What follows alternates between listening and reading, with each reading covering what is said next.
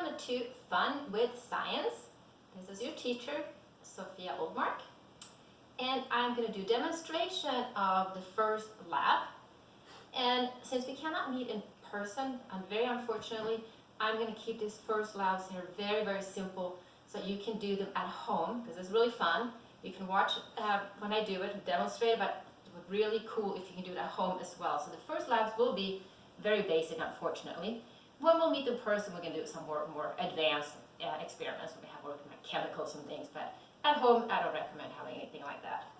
And I will also do the labs combined for the 3rd and 5th grade and the 6th to 8th grade. There'll be some questions that are going to be more advanced, and so if you're lower grade, you don't have to answer those. And if you look at Canvas, I have a lab packet that you can print out and follow along, or when you do your own experiment, you can answer the questions. And then if you have any questions at any time, just email me. I'll be there to help you out with any science questions. So today we're going to do a density experiment. All right. So what is density? Is basically how heavy something is, how much mass there is in that volume. So we actually measure it in grams per milliliters. That's the measurement. If you're more advanced, that's what it's going to be, grams per milliliters. But this one, we're not going to do any actually like weighing or measuring here. We're just going to observe what happens here. So we can do very simply. All you're going to need for this experiment is an empty bottle, about a quart or so. This one is a little bit not round, but that's okay. And some food coloring. Just actually only need one color. And then we're going to use some vegetable oil, any kind of cheap oil will work. And some water. And we're also going to have some acid reducer tablets like Alka-Seltzer, or something like that people use when they have like heartburn. This is very easy. First thing we do is going to take some water.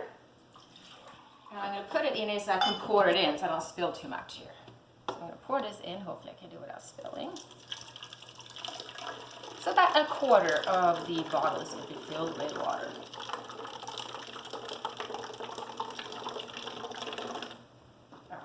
And then I think I don't trust myself 100% to pour the oil, so I'm going to put the paper towel underneath here just in case I spill. Let's see if I can do this.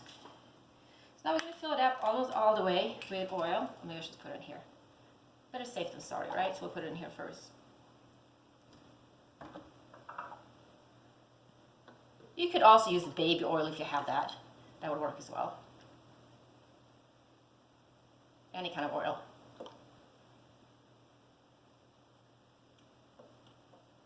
And this is a little bit different color because it is vegetables, probably corn or something in there. So this is slightly yellowish.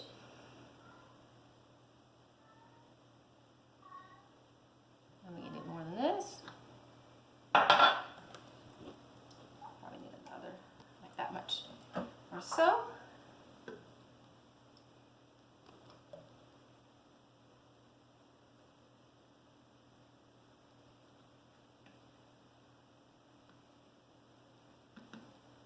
A little bit more.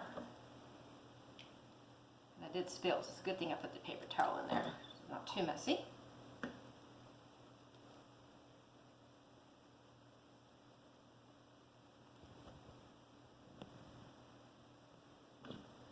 I might as well use it all. Alright, fill this up.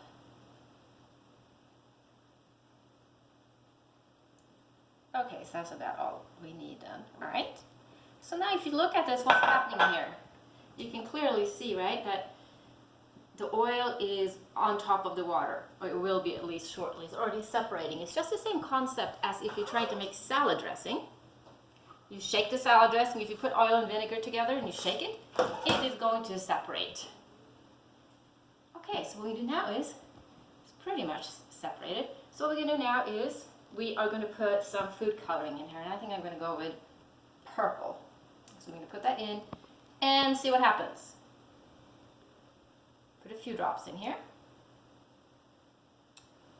And what happens? What is happening to the food coloring?